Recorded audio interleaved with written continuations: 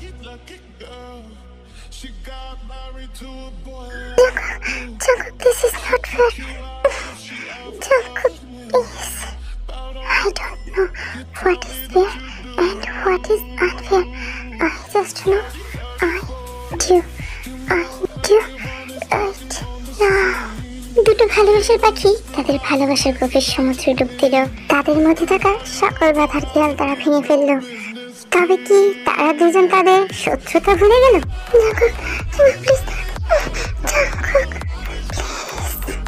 Sorry babe, আজকে ক্ষমা করতে পারলাম না।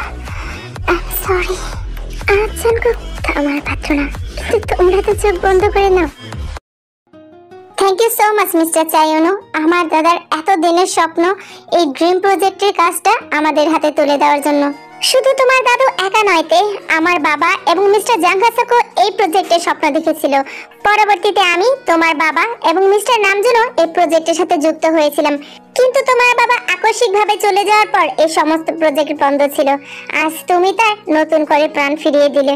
হ্যাঁ আঙ্কেল, জন্মের পর থেকে বাবাকে দেখতে পাইনি।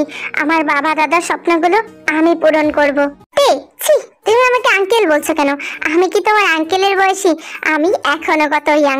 আর খুব শীঘ্রই তুমি আমার শালিকা হতে চলেছ। শালি আধে ঘরওয়ালি।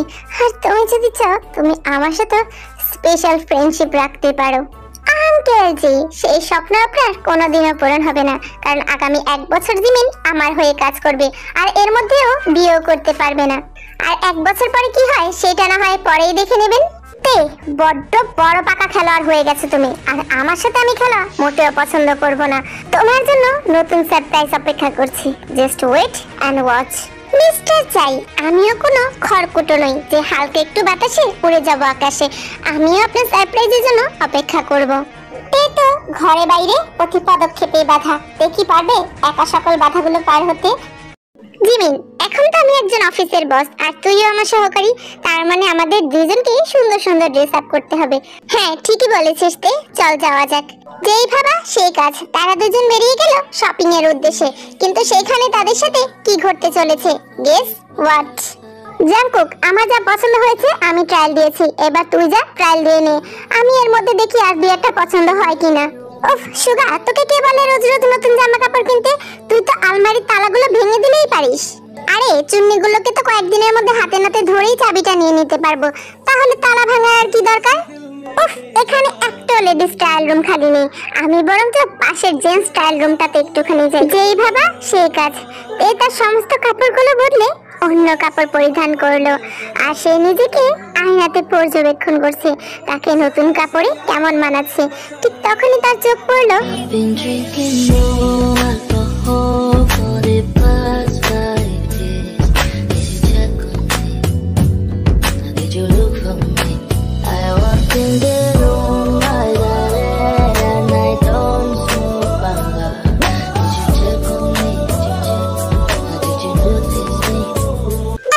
তোমার এত বড় সাহস, তুমি একটা মেয়ে ট্রায়াল রুমে ঢুকে পড়েছো? তোমাকে তো আমি পুলিশে দেব। প্লিজ ম্যাম, প্লিজ এটা করবেন না। প্লিজ পুলিশ ডাকবেন না, কারণ পুলিশ ডাকলে আপনি নিজেই ধরা পড়ে যাবেন। কারণ প্রথমত এটা জেন্টস ট্রায়াল রুম, আর এখানে এসে আপনি ভুল করেছেন, আমি নয়। আর সেকেন্ড, তুমি ফাইলপত্র নিয়ে আমার সাথে যে চিট করেছো, চাইলে এক্ষুনি আমি তোমাকে পুলিশের কাছে ধরিয়ে দিতে পারি মামুনি। জাংকুক, আমি জানি আমি ভুল করেছি, এই জন্য I am really very sorry. তুমি আমার সাথে যেটা করেছো এটাকে ভুল বলে না তে, এটাকে বলে অন্যায়, আর অন্যায় শাস্তি তোমাকে পেতেই হবে। জাংকুক, প্লিজ বোঝার চেষ্টা করো, আমি এই সমস্ত কিছু নিজের জন্য করিনি। প্লিজ তুমি আমাকে মাফ করে দাও। তোমার কি মনে হয় তুমি এত সহজে মাফ চাইলে আমি তোমাকে মাফ করে দেব? তাহলে তুমি মাফ করার জন্য কি চাও জাংকুক? যদি বলি তোমাকে। জাংকুক থেকে কিস করতেই যাচ্ছিল, তখনই কেউ দরজায় টোকা দিল। আর একটু হলেই তো সর্বনাশ হয়ে যেত, চোরের কাছ থেকে সবকিছু চুরি হয়ে যেত। জাংকুক, আমি জানি আমি তোমার সাথে ভুল করেছি, আর এই জন্য তুমি আমাকে যে শাস্তি দিবে আমি সে সবকিছু মাথা পেতে নেব। তবুও তুমি আমার হাত থেকে এই প্রজেক্টটা নিয়ে নিও না, কারণ এই প্রজেক্টটা সফল করা আমার বাবার শেষ ইচ্ছা ছিল। জাংকুক, এই কুমিরের কান্না তুমি আমার সামনে করো না তে। আমি ভালো করেই জানি তুমি তো আসলে এই কোম্পানির মালকিন হতে চেয়েছিলে, আর তুমি সেটা হয়েও গেছো। তুমি তোমার চালটা চলেছ, এইবার আমার পালা। কাল সকালে তুমি তার ডেমো দেখতে পারবে। Just wait and watch. পরের দিন সকালে মিস্টার চাই একটা অ্যানাউন্সমেন্ট করলো। তেদের প্রজেক্টের সাথে সে আরো একটা প্রজেক্টের কাজ করতে চায়, আর সেটার পার্টনার হবে mister Jeon Jungkook. Hello, Miss Kim. How are you feeling now? Are you feeling cold or too hot? I'm absolutely fine, Mr. JK. আপনি বলুন, আপনার কি দরকার, ঠান্ডা নাকি গরম? মিস কিম, আমার না ঠান্ডা জিনিস একদম পছন্দ না। আমার তো হট হট জিনিস অনেক পছন্দ, লাইক তে, আই মিন টি। ইচ্ছে করে ওই বাদরের গরম গরম চায়ের মধ্যে ঠান্ডা ঠান্ডা ইঁদুরের ওষুধ মিশিয়ে দিই।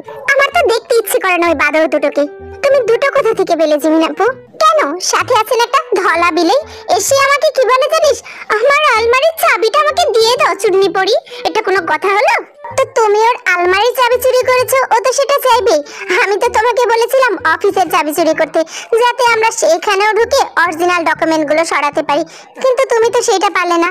ভাই, আমি কিভাবে জানবো কোনটা ওর আলমারির চাবি আর কোনটা ওর অফিসের? যাই হোক, ওই ডকুমেন্ট গুলো দিয়েও কিন্তু আমাদের কাজ হয়ে গেছে।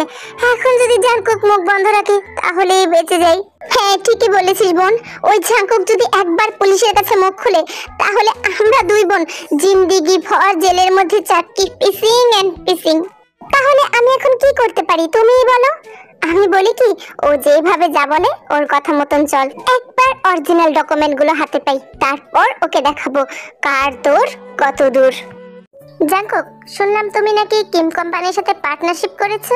শত্রুদের সাথে কখনো বন্ধুত্ব হয় না মম। আসলে মিস্টার চাই ইন্টারন্যাশনাল ক্লায়েন্টদের সাথে দুটো প্রজেক্টের ডিল করেছিল। একটা প্রজেক্ট এতদিন ক্যান্সেল ছিল, মানে হচ্ছে দেশের প্রত্যেকটা জেলায় গরিব দুঃখীদের জন্য একটা করে হসপিটাল হবে, আর সাথে গরিব বাচ্চাদের জন্য একটা করে স্কুল। স্কুলের প্রজেক্টটা এতদিন বন্ধ ছিল, কিন্তু ইন্টারন্যাশনাল ক্লায়েন্টরা আবারও সেই কাজটা করতে চায়। এখন শুধু স্কুল নয়, পাশাপাশি সেটা কলেজও হবে।